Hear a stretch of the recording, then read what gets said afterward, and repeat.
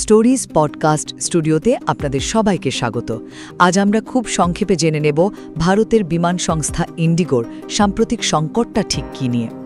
দেখুন, ডিসেম্বরে পাইলটদের জন্য একটা নতুন বিশ্রাম নীতি চালু করতে গিয়ে ভারতের সবচেয়ে বড় এয়ারলাইন ইন্ডিগো বেশ বড় একটা সমস্যায় পড়ে, যা তাদের বাজার আর যাত্রী দুটোকেই একদম নাড়িয়ে দিয়েছে।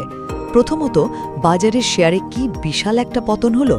মানে এই একটা নীতির জন্য ইন্ডিগোকে ডিসেম্বরে ৪,৫০০-এরও বেশি ফ্লাইট বাতিল করতে হয়, আর তার ফল মাত্র এক মাসে ওদের ডোমেস্টিক মার্কেট শেয়ার প্রায় ৪% কমে গিয়ে দাঁড়ায় 59.6%-এ। এটা কিন্তু গত ২ বছরের মধ্যে সবচেয়ে কম। দ্বিতীয়ত, ইন্ডিগোর এই লোকসানে লাভটা কার হলো বলুন তো? সোজা কথায় টাটা গ্রুপের এয়ার ইন্ডিয়ার। ওদের মার্কেট শেয়ার এক লাফে ৩% বেড়ে প্রায় ৩০% হয়ে গেল। শুধু তাই না, পরিস্থিতি আরও জটিল হলো যখন ভারতের কম্পিটিশন কমিশন মানে সিসিআই ইন্ডিগোর বিরুদ্ধে তদন্তের নির্দেশ দিল। আর এই খবরটা বাজারে আসতেই ব্যাস, কোম্পানির শেয়ারের দাম আরও ৪% পড়ে গেল।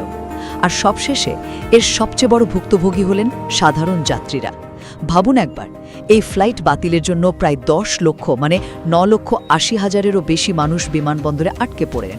আর ডিসেম্বরে যত ফ্লাইট বাতিল হয়েছে তার ৯৩%ই ছিল ইন্ডিগোর। ভাবা যায়?